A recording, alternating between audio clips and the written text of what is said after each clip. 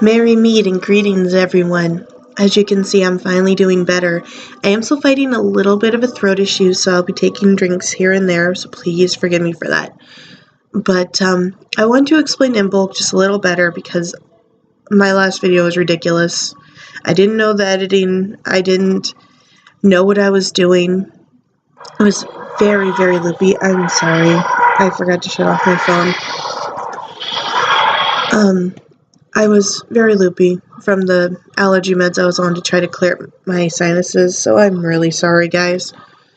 Well, basically, I'm going to talk about imbolc. One of the things that is tradition is a biddy, which is a corn husk doll. Now, typically we make one in Mabon, and we'll use her on imbolc, and then our tradition is to burn it on Yule and start all over again. Like, we'll make another one on Mabon and then burn the old one on Soen. Sorry, not Yule. Wow. I was not able to make a new biddy this year, but I do have one that I use every year. This is one that I have had for a very long time because my sister made it for me.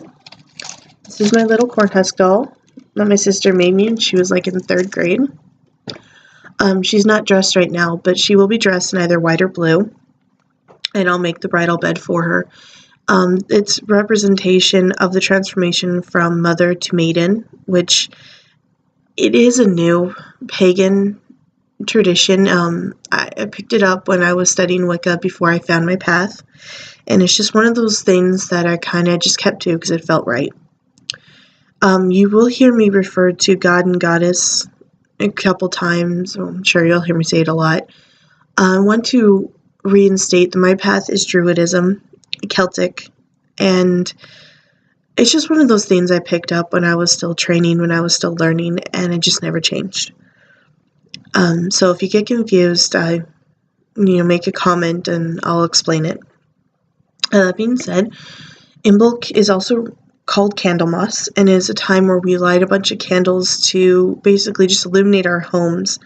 The warmth of the candle flame cleanses it of the negativity. It welcomes in the spring.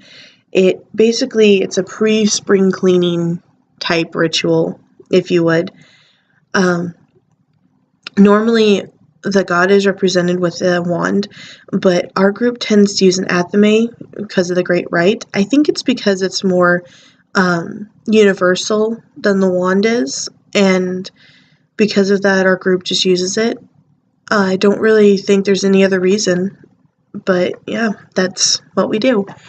That being said, we also invoke Brigid a lot because she is a goddess of hearth and home and warmth. She's a goddess represented by fire a lot of the times. We call to her because, like I said, this is like a pre-spring cleaning. This is hey, winter, it's time to go. Spring's on its way.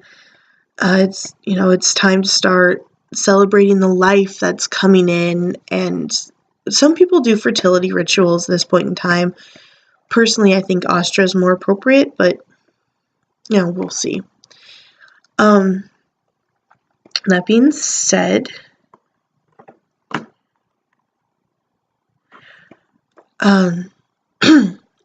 I'm going to reference a book real quick because I do get a lot of my information out of books along with studying. It's really hard to find druidic books that I like, at least. A lot of times if you go online you'll see a twisted, contorted Hollywood rendition of what is druidism. It includes sacrifice and devil worship and all kinds of stupid things that Hollywood has hammed up to incredible lengths, and none of it is true. Sacrifice may have been done a long time ago, but if you look at even Christianity back in the days, especially before New Testament, sacrifice was done there too. So if you want to point fingers at one, point fingers at the other. This one is Grimoire of the Green Witch. It's a book that I've had since 2010. It's by Anne Mora. And I get a lot of my Sabbath ideas out of there. It gives you ritual ideas. It explains different activities you can do. During the Yuletide season, it's got all kinds of carols in it. And because of that, I actually went out and found a bunch more. We even wrote a few. And it's just a really good book for reference. We use it a lot. Yeah, I'm going to try to reference the books that I use because, like I said, finding good literature is a really important part of studying anything. You need something that you can read and something tangible, not just word of mouth. So I'm going to try to reference them a lot, especially because the authors have put their names out there along with, the fact that, hey, I'm advertising my path.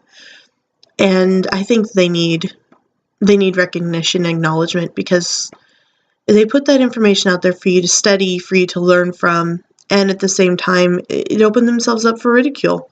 So I'm going to give them as much credit as I can.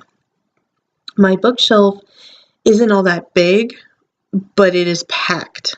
So that's the thing. I want to talk about tomorrow.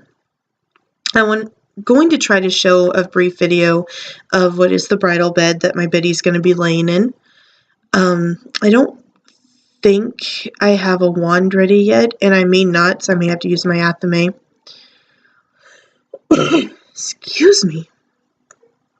That being said, we are going to light some candles and put them out as a circle, so as they burn and warm up, the snow around them will melt, leaving a melted circle of where we stood, and it's going to represent the coming of spring. I think it's going to move into the house after that. I'm not entirely certain. My friend and I need to sit down and actually discuss ritual, but I don't think that's going to happen until tomorrow. We're kind of rushed in our rituals sometimes. It happens a lot where we write them sometimes even minutes before we do them, but that's how we roll, and it works for us. That being said, he did agree to do some videos with me, so you can see the different types of paths that are available. I shouldn't say that, because if it's right for you, it's technically available. I just wanted to show a different comparison, the way we view things, the fact that even though our paths are separate, sometimes we have things that are unique, and sometimes we have things that coincide.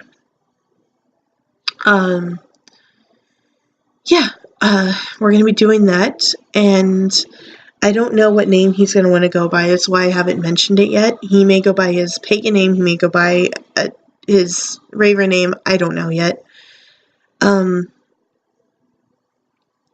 I have not decided on an actual YouTuber name, which makes me probably the worst type of YouTuber, but you can call me Sarah or Kavana. You can even call me Mystic River because it's my pagan name. I don't care. I think my YouTube name right now is Kavana, so whatever, I'll stick with it. That being said, I just wanted to give a really short video about what's going to happen tomorrow. I think it'll speak for itself, basically. Sorry. Yeah, I'm gonna drop this video and get to work on my projects and dress up my Biddy and hopefully film a little bit of what the bridal bed looks like and then prepare for tomorrow. I will see you then, so until we meet again, blessed be.